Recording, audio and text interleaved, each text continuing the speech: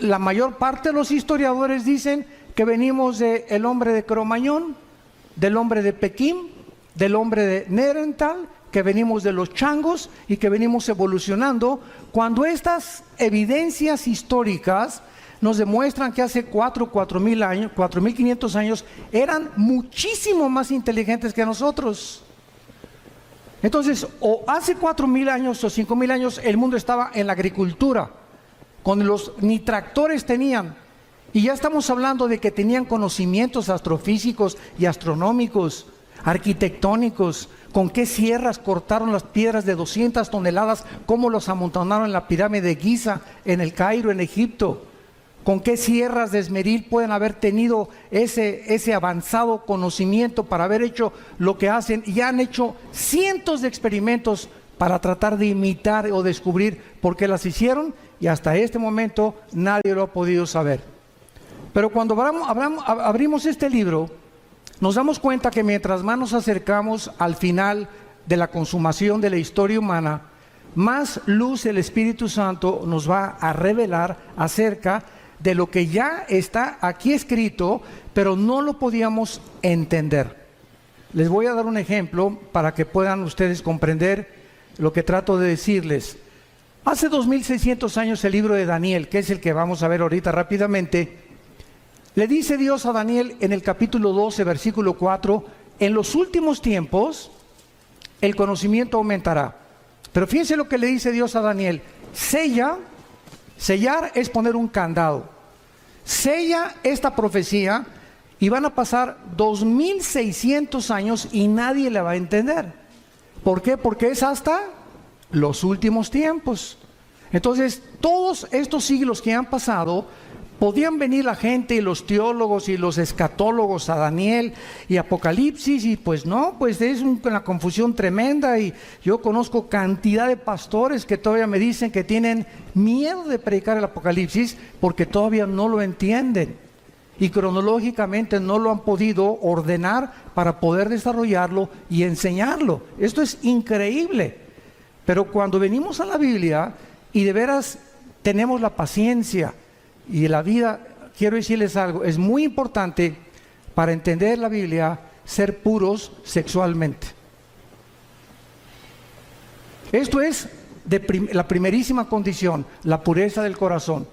Nuestra vida tiene que estar limpia por dentro, nuestra alma, para que el Espíritu Santo no tenga ningún estorbo en revelar a mi mente y yo no tenga imágenes de pornografía, ni estar pensando con otra mujer que no es mi esposa, etcétera, etcétera. El Espíritu Santo es más sensible que una paloma, por eso se le compara con una paloma. Y Él sabe cuando tú ves a una mujer que no es tu esposa, cuando te aprovechas con tu novio o con tu novia, y todas estas cosas molestan a Dios, porque es un Dios santo. Pero eso sí, ¿verdad? Cuando se trata, a ver, explíqueme la predestinación, y explíqueme esto, ¿y por qué no entiendo estas cosas? ¿Y sabes por qué? Por tu vida sucia. Porque cuando comiences a limpiar tu vida y a tomar en serio a Dios, no te imaginas de qué forma se va a ampliar tu capacidad de percepción y de discernimiento espiritual para que entiendas las cosas profundas de Dios.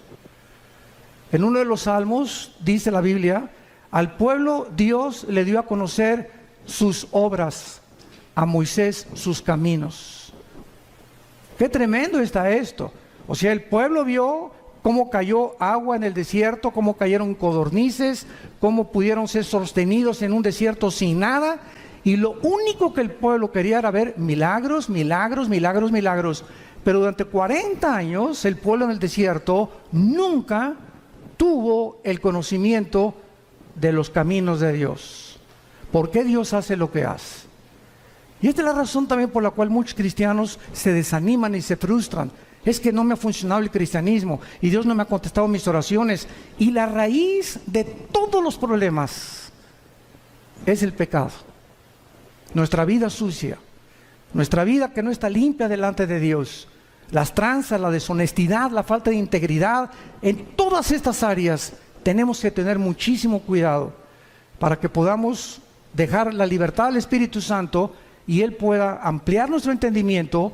Y en esta generación, como dice Daniel 12, los entendidos entenderán. Y dice los salmos, ¿verdad? Dichoso el hombre que guarda los mandamientos de Dios, porque entenderá el temor de Dios. Y si tú no quieres seguir a Cristo cargando una cruz, no lo sigas. Y si no quieres negarte a ti mismo, te va a costar más trabajo.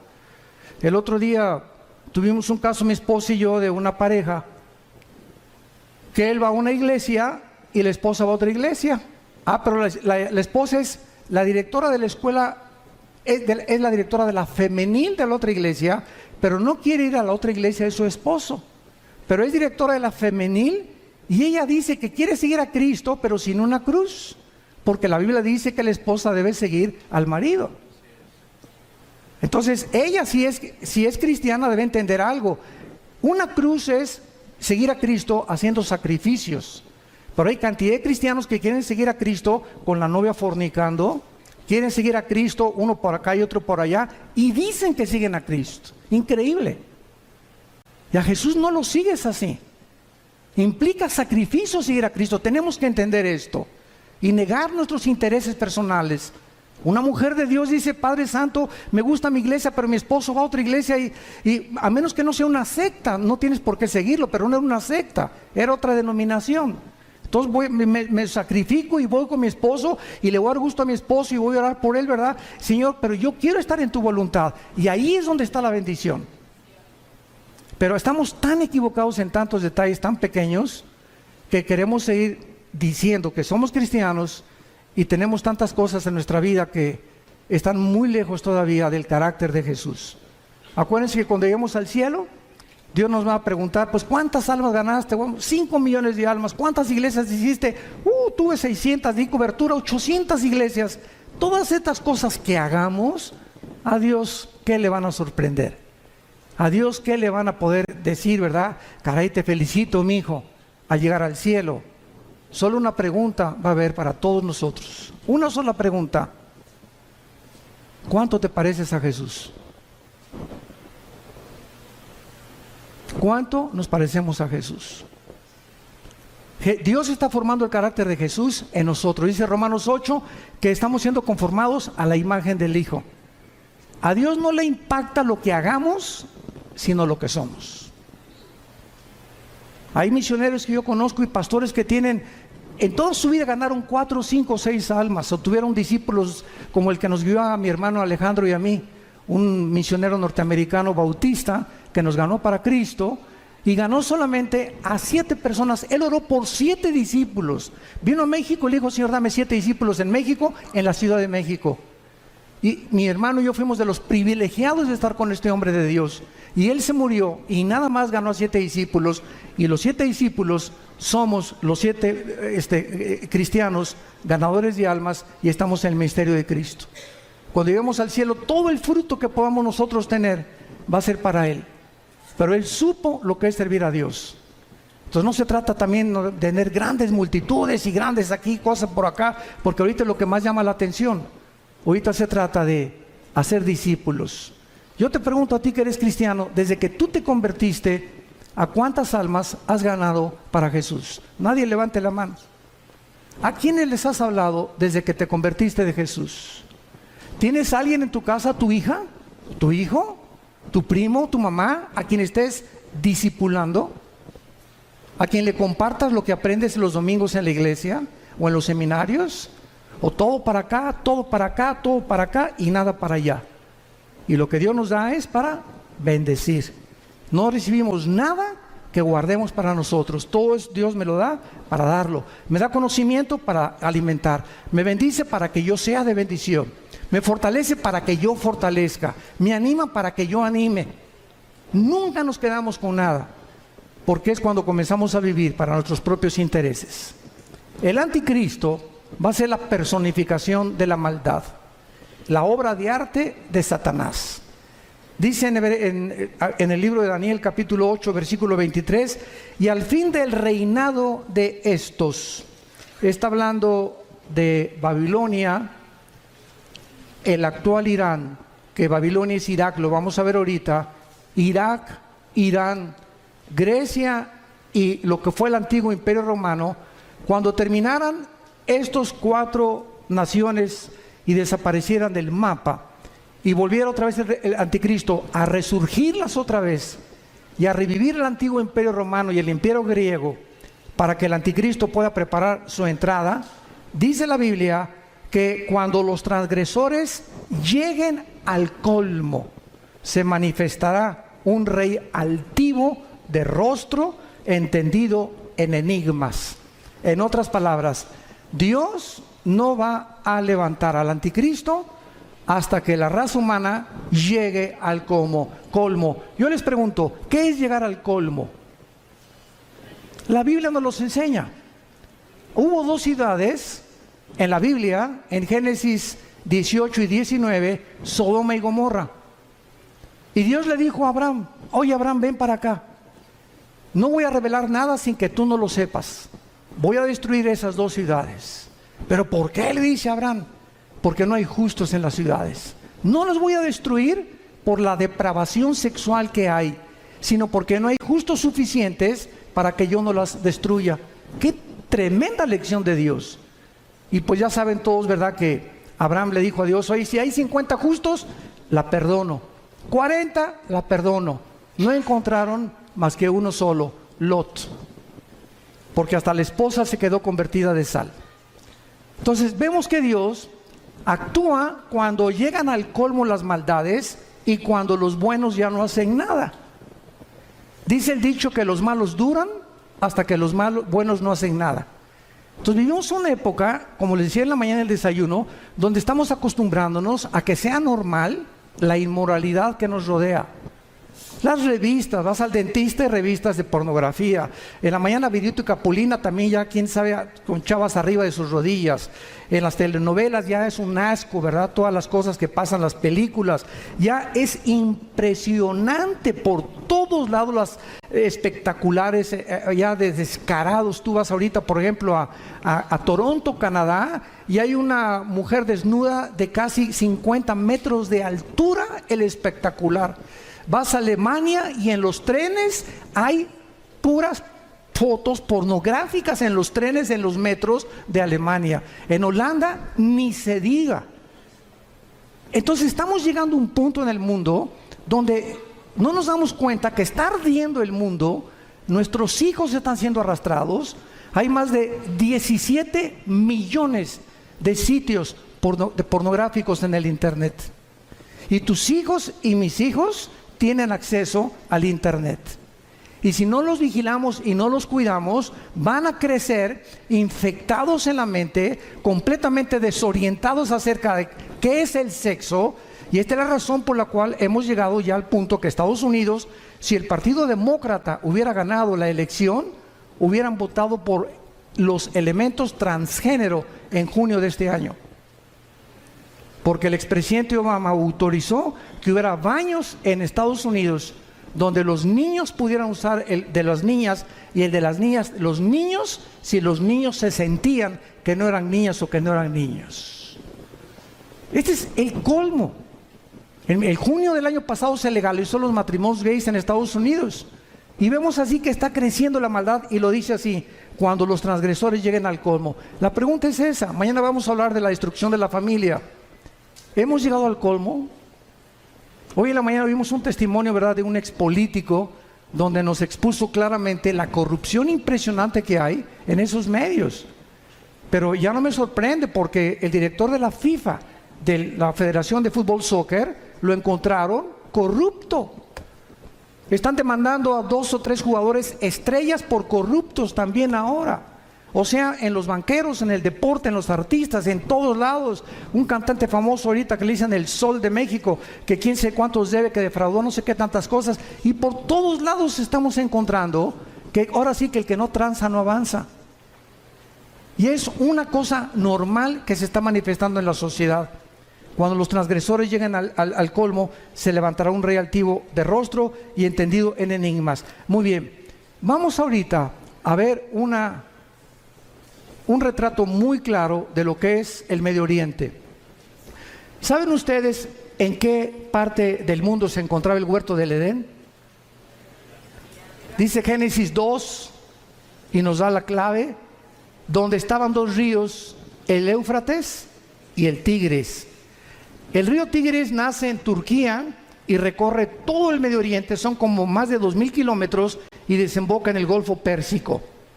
Y es en esa área geográfica, entre el río Tigris y el río Éufrates, donde se encuentran las dos naciones, ahorita en el siglo XXI, donde nació la civilización y donde se encuentra en la olla hirviendo y el conflicto que va a desembocar en la Tercera Guerra Mundial, que hablaré en la otra conferencia de esto.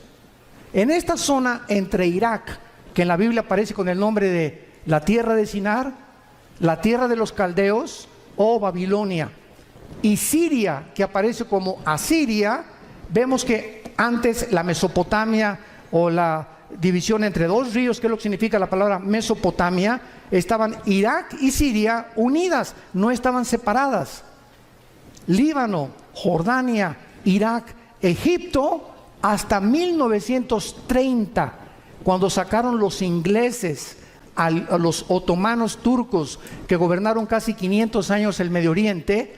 Los ingleses lo sacaron, y cuando los ingleses repartieron el Medio Oriente y le dijeron a los judíos: ustedes en ese pedacito, ustedes en Saudi Arabia, ustedes aquí, ustedes allá, Francia y Inglaterra repartieron casi todo el Medio Oriente, y se formó el Medio Oriente tal como lo encontramos nosotros.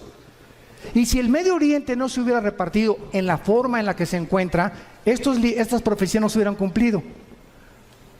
Entonces es increíble cómo la providencia divina en la historia se va manifestando, los caminos de Dios, y cuando estamos atentos a lo que la Biblia dice, descubrimos que nos encontramos verdaderamente, como lo vamos a demostrar, en la última generación.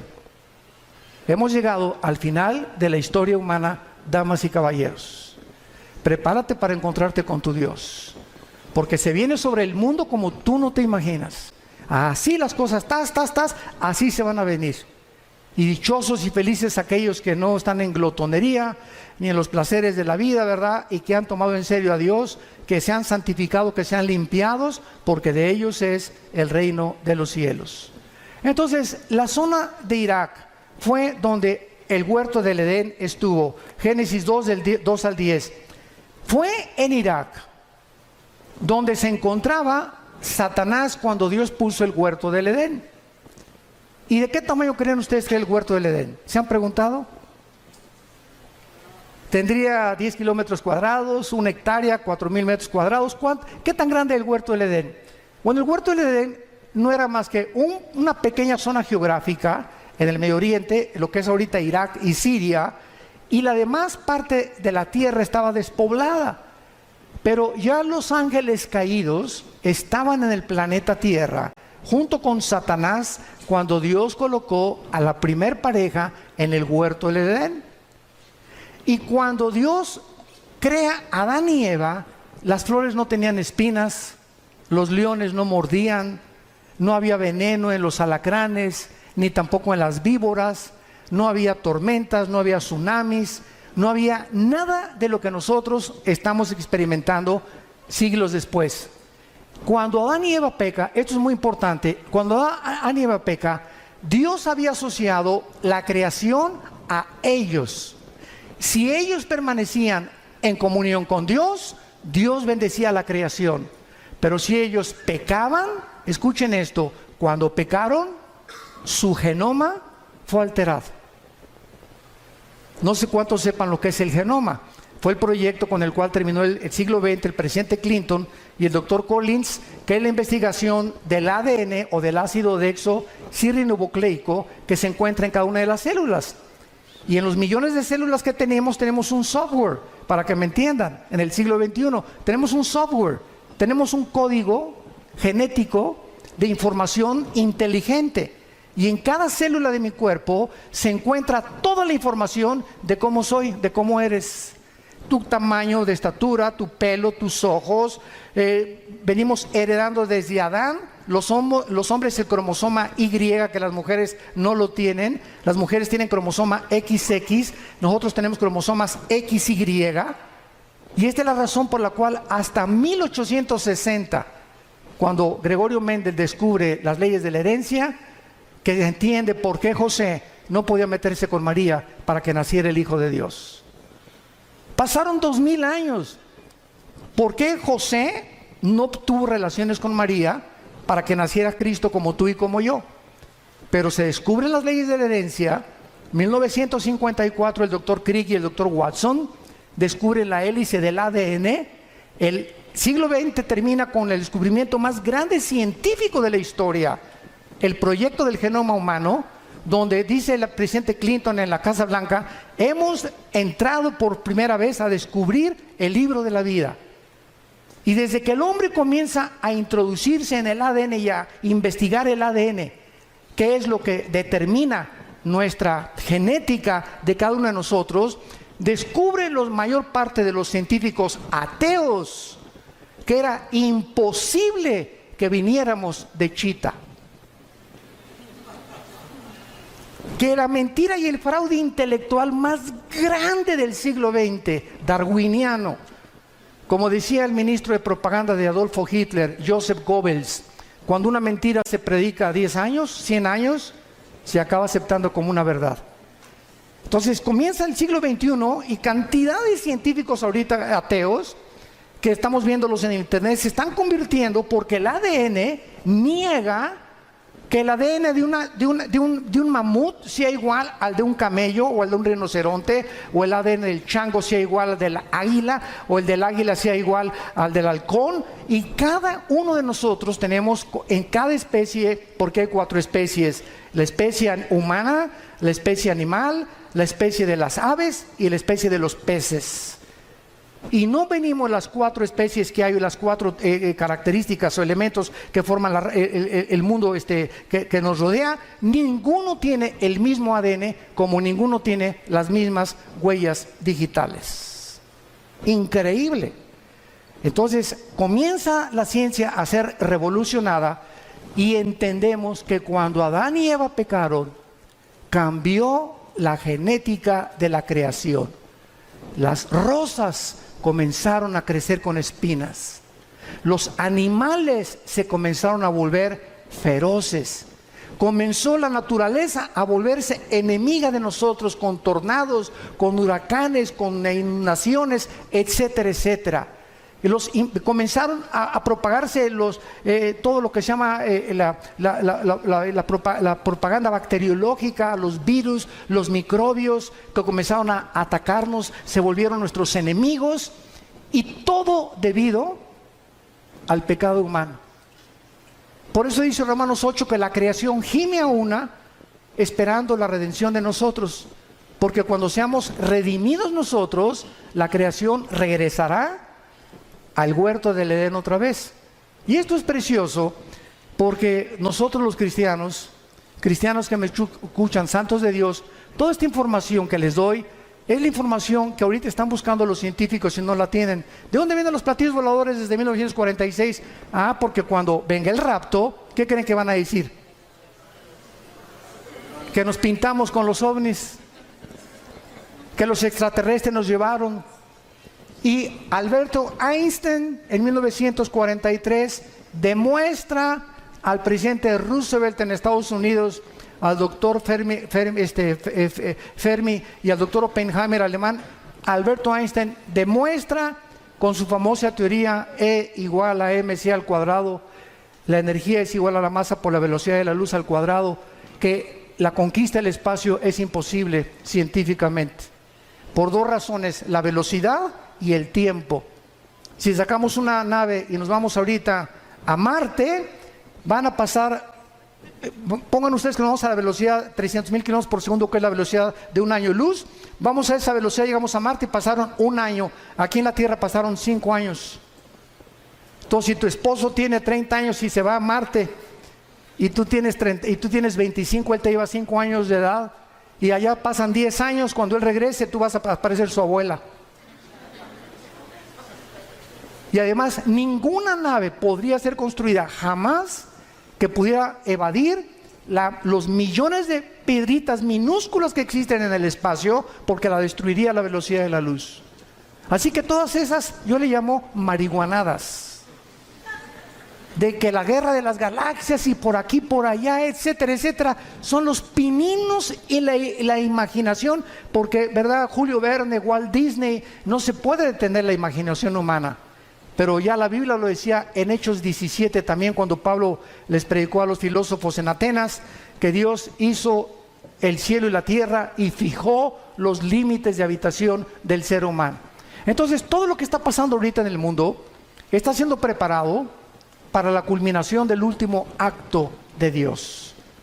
Y Dios no quiere que ni tú ni yo estemos desapercibidos y que no nos agarre como ladrón en la noche, porque vendrá así. Y si llega la oportunidad a tu vida y Dios te quiere usar para algo en este tiempo y tú no estabas listo, no estás preparado, has estado jugando con Dios en los últimos meses, últimos años, la oportunidad no te vuelve a venir. Dios no necesita a ninguno de nosotros. Nadie somos indispensables. Se brinca y Dios agarra a Pepe, o agarra a Carmelita, o a Lupita, o a Juan, pero Dios termina su plan. Nos da el privilegio que seamos nosotros los que le sirvamos. Aprovechémonos de este privilegio. En tercer lugar, ahí fue en Irak donde cayó el ser humano. En cuarto lugar, ahí fue en Irak donde se profetizó, Génesis 3:15, la primera profecía de que el Mesías destruiría a la semilla de Satanás, y la semilla de Satanás bloquearía el nacimiento de la Virgen María, que sería Jesucristo. En quinto lugar, ahí se ilustró el primer evangelio, Génesis 3:21, cuando Dios viste al hombre. Es el primer evangelio predicado en imágenes. Es Dios el que nos cubre. Tiene que haber sangre derramada, porque sin derramamiento de sangre no hay remisión de pecados, y es Dios el que toma la iniciativa para salvarte y para salvarme. En esta área geográfica fue la primera rebelión contra Dios, la Torre de Babel, Génesis capítulo 11. En esta tierra Dios llamó a Abraham, de acuerdo a la Biblia, Irak y Siria. Apocalipsis 9, la quinta trompeta. Están atados los 4 ángeles más crueles y sanguinarios de toda la humanidad.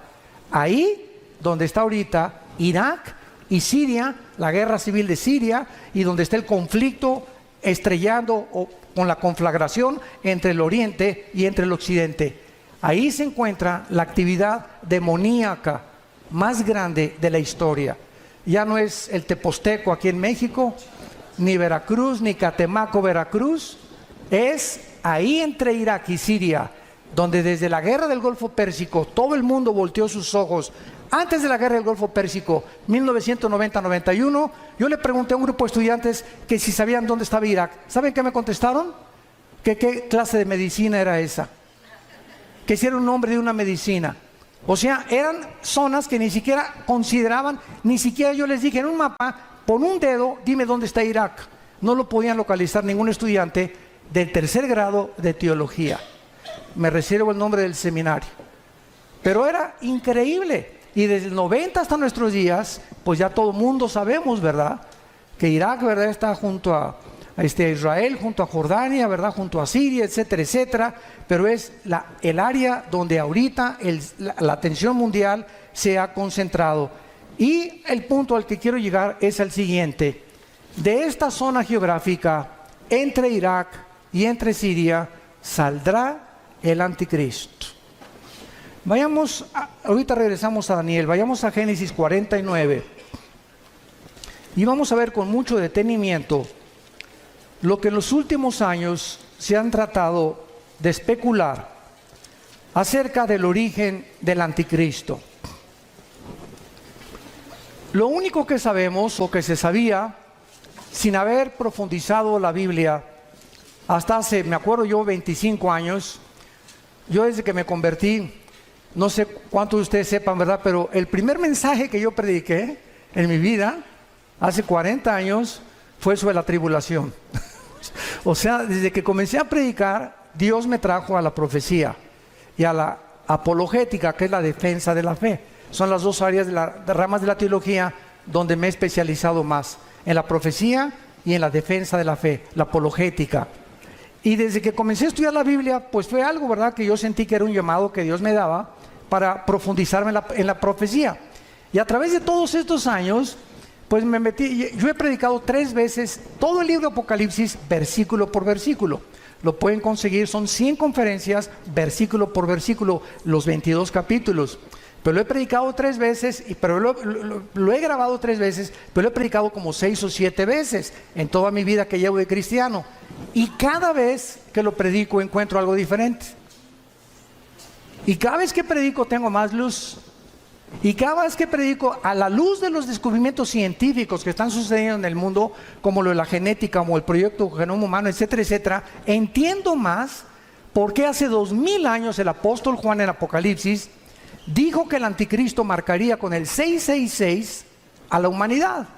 ¿Cómo podría ser posible si no se hubieran inventado las computadoras?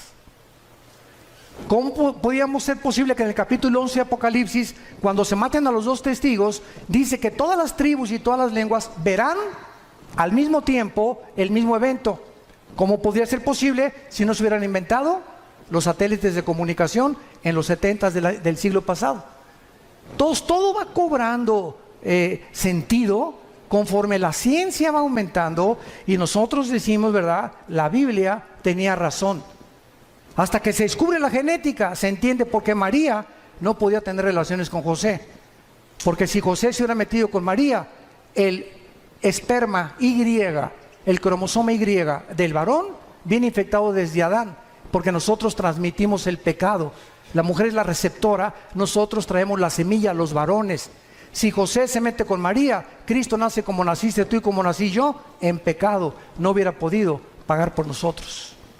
Tenía que nacer con un cromosoma que fuera el Espíritu Santo el que fertilizara el óvulo o las 2 X de los cromosomas de María, para que Dios pusiera el cromosoma Y de una forma divina y el Hijo de Dios naciera hombre y naciera Dios también. Todas estas cosas las comenzamos a comprender gracias a los descubrimientos de la ciencia. Y cuando la ciencia descubre algo, la ciencia dice, la Biblia se nos adelantó. Y la Biblia es más moderna que el periódico Mañana en la Mañana. Todo lo que estamos viendo ahorita, ya la Biblia lo decía, pero pues los cristianos siguen con Ricas y Famosas, el Calimán, las telenovelas, peleándose, viviendo en pecado, queriendo saber cosas y teología, y me quiero ser pastor, o quiero ser misionero, o por qué no bendice Dios mi hogar, por qué no tengo dinero, por qué no prospero, etcétera, etcétera, simplemente porque hay una sola condición. La bendición para la bendición es la obediencia. No hay más, así de sencillo. Tú obedece este libro y obedece lo que Dios te dice, no te imaginas, no tienes la menor idea de cómo Dios te va a bendecir. En Génesis 49 dice el versículo 16 y 17 una profecía que hizo Jacob antes de morir. Dan juzgará a su pueblo. Dan era una tribu, como una de las tribus de Israel. Será Dan serpiente junto al camino, víbora junto a la senda, que muerde los talones del caballo y hace caer hacia atrás al jinete. Muy bien, de acuerdo a esta profecía, hace 25 años, yo estuve de acuerdo también. Y de acuerdo a Daniel 11, 35 y 36, que dice que el anticristo del amor de sus padres no hará caso. Y de muchas otras que parecen que el anticristo sería judío. Resulta que comenzamos a escarbar más la Biblia. Como vayamos ahora a Isaías capítulo 10, rápidamente, Isaías 10.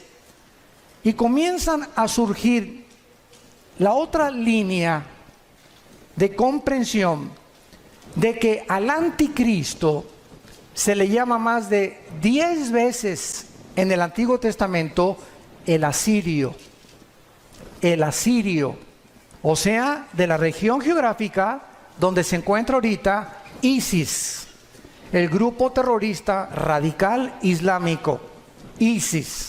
Dice así en Isaías capítulo 10, versículo 5, oh Asiria, vara y bácula de furor en tu mano he puesto mi ira. Le mandaré contra una nación pérfida y sobre el pueblo de mi ira, o sea, Israel, para que quite despojos, arrebete presa, Versículo 12, ojo, pero acontecerá. que después que el Señor haya acabado su obra en el monte de Sión y en Jerusalén, ¿ya la acabó? Todos estamos de acuerdo, ¿verdad? Dios no ha terminado con Israel, no ha acabado su obra con ellos. Después que Dios acabe su obra, castigará el fruto de la soberbia del corazón del rey de Asiria y la gloria y la altivez de sus ojos. Y así ya no me da tiempo de ver todos los versículos, como en Miqueas 5 del 2 al 6, donde también se menciona al asirio viniendo contra Jerusalén en los últimos tiempos. Y entonces hay esto cuando estudiamos teología. Por un lado hay profecías que ponemos en la balanza, que parece que el anticristo iba a ser judío. Y ponemos en la balanza otros versículos que nos amuestran que el anticristo viene definitivamente de Asiria, de donde se encuentra ahorita ISIS. ¿Cómo podemos compaginar cuando encontramos en la Biblia que se predica la predestinación, pero también se predica la responsabilidad humana? ¿Cómo podemos entender que la salvación no se pierde y unos dicen que sí se pierde la salvación?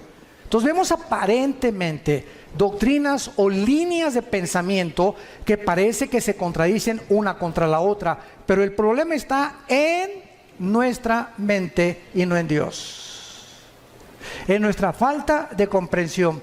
Vean ustedes este ejemplo del anticristo. Dice la Biblia que saldrá de Dan, que será judío, y dice la Biblia que se le llama el asirio. Muy bien, ¿cuál es lo que compagina o qué escrituras unen a las dos para poder entender de dónde viene el anticristo? En el año 700 antes de Cristo, apúntalo, o sea, hace 2700 años, los asirios se llevaron cautivas a las 10 tribus de Israel. 100 años después, Nabucodonosor, en el año 585 antes de Cristo, 100 años después, vino y se llevó a las últimas 2 tribus. Estas 10 tribus que se fueron a Siria hace, ¿cuánto? 2700 años, se diluyeron en el mundo entero. Y ahorita los judíos no saben quiénes son. Hay judíos mexicanos que a lo mejor tú eres y no lo sabes. Hay negritos, hay costarricenses, hay italianos, hay brasileños, hay españoles, hay ingleses. Están revueltos en el mundo los judíos. Y ahorita solamente hay los que creen que vienen de Leví, de la tribu de Leví, y los de Cojén, que son los sacerdotes. Pero de las 10 tribus desaparecidas es el misterio que solo Dios sabe, que los va a levantar 12,000 de cada tribu en Apocalipsis 7. Entonces, ¿cuál es la respuesta? Que el anticristo puede ser judío y al mismo tiempo ser asirio. ¿Sabían ustedes que ahora los sociólogos están llegando a corroborar que Hitler era judío? Que tenía raíces judías, tu paisano. Increíble, ¿no? Han pasado siglos y comenzamos a descubrir cosas que dices, Dios mío, güey, a lo mejor yo no sé ni de dónde vengo, pero tenemos antecedentes de quién, a lo mejor te sientes hasta de Pancho Villa. Pero así es la genética. Entonces el anticristo, ¿verdad?, surge geográficamente de Asiria, y es lógico, ¿verdad?, que también haya sido perteneciente a una de las tribus de los judíos, que es la tribu de Dan. Ahora, cuando este líder de ISIS declaró que querían establecer el califato en todo el Medio Oriente y borrar la frontera entre Irak y entre Siria para establecer el califato, la palabra califa significa el sucesor en el idioma del Islam. Entonces los califas eran los que decían que eran sucesores directos de Mahoma. Y el musulmán está dividido en 2 ramas, en los sunnis, que son el 85%, ISIS es suní, y los chiitas, que son el 15% que viven en Arabia Saudita y en Irán. Y casi todo el Medio Oriente son sunnis, son los que controlan y matan a los hermanos chiitas porque dicen que son los únicos sucesores de Mahoma. Entonces, este conflicto que está ahorita en el Medio Oriente es precisamente el que va a pavimentar la próxima guerra para que salga el anticristo, como lo mencionamos en esta mañana. El anticristo tendrá poderes sobrenaturales satánicos. Vayamos rápidamente a Apocalipsis capítulo 13 y veamos lo que el apóstol Juan menciona acerca del poder impresionante que el anticristo tendrá, y algo muy importante que les quiero compartir. La mayor parte del mundo cree que el anticristo va a gobernar el mundo entero. ¿Por qué? Porque aquí en Apocalipsis hay un versículo que dice que estará sobre todo tribu, lengua y nación. Pero lo mismo se dijo de Nabucodonosor en su tiempo. Y era tribu, lengua y nación del tiempo en que Nabucodonosor vivió y de la nación de Babilonia. Alejandro el Magno se menciona que también abarcó el mundo entero conocido. ¿Cómo sabemos que el anticristo no va a gobernar todo el mundo? Porque en Daniel 11, 40 al 45 dice que el rey del sur se levantará contra el rey del norte, harán guerra contra el anticristo tendrá que destruir Egipto, y en Apocalipsis 16, 12 al 16 dice que los reyes del oriente vienen al Armagedón, Joel capítulo 3, al valle del Megiddo o al valle de Jezreel a pelear contra el anticristo. Entonces el anticristo va a gobernar 10 naciones nada más, 5 de Europa y 5 del Medio Oriente, que pertenecían al antiguo imperio romano, que es otra profecía del capítulo 2 de Daniel, de la estatua de Nabucodonosor, que representa los 10 dedos y los 10 cuernos de Apocalipsis capítulo 17, que tampoco nos daría tiempo de poder cubrirlo. Pero en Apocalipsis 13 dice el versículo 1: me paré sobre la arena del mar y vi subir del mar una bestia. Y esto es interesante. ¿Por qué se le llama bestia al anticristo? Si ustedes han estudiado Daniel, capítulo 7 y capítulo 8 de Daniel, dice la Biblia: vi a 4 bestias que se levantaron. Una era como un oso, la otra era como un leopardo, la otra era como un león, que son Babilonia o Irak, que son Persia, que es Irán, y que es Grecia. El leopardo, las conquistas de Alejandro el Magno. Pero cuando se descubre la 4ª bestia, no hay un nombre que el Espíritu Santo haya podido definir o adjudicarle al 4º imperio, que es el del anticristo, más que una bestia terrible. O sea, de acuerdo al Espíritu Santo, no hay una bestia tan sanguinaria, depredadora, que se pudiera utilizar como un ejemplo para poder compararlo con la ferocidad, la crueldad, el odio y el orgullo y la altivez de este hombre que será la obra maestra de Satanás. Y por eso se le llama simplemente una bestia. Y la palabra bestia en el griego, terión, es una bestia depredadora. No es un animal como un perro que es domesticado, como un caballo o como una gallina, sino que son bestias depredadoras, porque esta es la naturaleza que tendrá el anticristo. Y vean ustedes de dónde surge el anticristo, de acuerdo a Juan. Me paré sobre la arena del mar. ¿Dónde estaba Juan cuando escribió esto? En el mar Mediterráneo. De esa zona del mar Mediterráneo es donde el anticristo va a surgir, no de México, de Querétaro menos. Ni de Inglaterra, ni de Italia, ni de Alemania, ni de Brasil, ¿verdad? El anticristo va a surgir del área geográfica donde ahorita, en el siglo XXI, se encuentra Irak y Siria. De esa área en la que está a punto de estallar una guerra, una vez que esta guerra explote, él saldrá de las ruinas a tratar los tratados de paz, a ofrecer maravillas de soluciones a la pobreza, a los problemas entre los árabes y los judíos, a los problemas bancarios, a los problemas de la economía, y el mundo se quedará absorto ante la inteligencia y los poderes sobrenaturales del anticristo. Dice en el versículo 5, también se le dio una boca que hablaba grandes cosas y se le dio autoridad para actuar. ¿Cuánto? 42 meses, que equivalen a 3 años y medio. Es todo lo que el anticristo va a gobernar. Los primeros 3 años y medio de la tribulación será para consolidar su reino y su imperio, y los últimos 3 años y medio será para poder pelear y tratar a través de la fuerza y de la violencia y de comprar y de corromper a muchos reyes y gobernantes del mundo su imperio y tratar de gobernar el petróleo en el Medio Oriente, porque debajo de Irak, de Arabia Saudita y de Irán se encuentra el 65% de las reservas petroleras del mundo entero. No nos extrañe por qué el Armagedón, que es lo que vamos a hablar después de esta conferencia, la Tercera Guerra Mundial, ahí se van a juntar porque ahí es donde está el petróleo y es el oro negro, y el que controla eso va a controlar el mundo entero también. Y dice en el versículo 17 de Apocalipsis 17, y que ninguno pudiera comprar ni vender, sino el que tuviera la marca o el número de la bestia o el número de su nombre. Aquí hay sabiduría. El que tiene entendimiento, cuente el número de la bestia, pues es número de hombre y su número es 666. ¿Saben ustedes qué es la gematría? Apúntalo, gematría. Es la rama de la teología que estudia el valor de los números en las letras hebreas y griegas.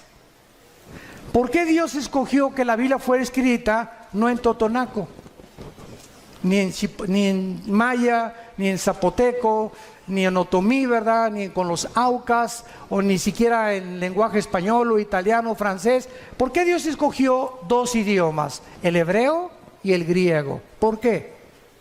Dios lo que hace, lo hace con un propósito sabio siempre detrás. Porque el hebreo y el griego son los dos únicos lenguajes que cada palabra tiene un valor numérico. Por ejemplo, la famosa V de Víctor en el griego representa el 5, la X al 10, el 50 ¿cuánto? Ni sabes. La D, ¿verdad? El 50, el 1000, ¿verdad? Entonces, cada letra tiene un valor numérico, se llama la gematría. Cuando el Espíritu Santo escogió el 666, ¿saben qué significa? Porque dice aquí hay sabiduría, el que le entienda. ¿Cuál es el número de nosotros? El 6. ¿Cuál es el número de la Trinidad? El 3. 6, 6, 6 es el hombre elevado a Dios, elevado a la deidad, que es el sueño que Satanás le dijo a la mujer: serás como Dios. Entonces el anticristo es la obra maestra de un ser humano que el Satanás toma y lo eleva a la capacidad de ser un Dios, aunque no era un Dios. Por eso se le llama el 666, el hombre elevado a la deidad o a la divinidad, que es lo que Dios quiere que nosotros tengamos cuidado. No somos dioses, no somos autónomos, somos agentes morales responsables, no nos creamos a nosotros mismos y debemos nuestra obediencia al Señor. Padre, te damos gracias por tu palabra en esta tarde, por permitirnos rascar simplemente tus profecías y tener un poco más de conocimiento de tu programa y de tu plan en la historia y para los tiempos humanos. Te pedimos, Señor, que cada día que pase recordemos el consejo que le diste a Josué. Josué, hay 7 naciones delante de ti en Canaán, y te voy a dar el secreto, Josué, para la victoria. No es con espada ni con ejército, no es con la valentía del caballo, no hay sabiduría ni conocimiento ni inteligencia contra Jehová. Josué, de día y de noche, medita, lee, memoriza mi palabra. Este es el secreto de la vida para poder vencer. Llena tu corazón de mi palabra, memorízala, reflexiónala, pondérala, piensa en ella de día y de noche. Y te prometo algo, Josué, todo lo que hagas va a prosperar, porque has creído lo que te he dicho. Oh Dios, que podamos ser hombres y mujeres de tu palabra, que podamos tomar en serio tu palabra, que no solamente la leamos el domingo o un devocional de 15 minutos, sino que la memoricemos, la estudiemos, la profundicemos y la guardemos en nuestro corazón todos los días, para que descubramos el poder, la energía que nos da tu palabra para sostener nuestro cuerpo.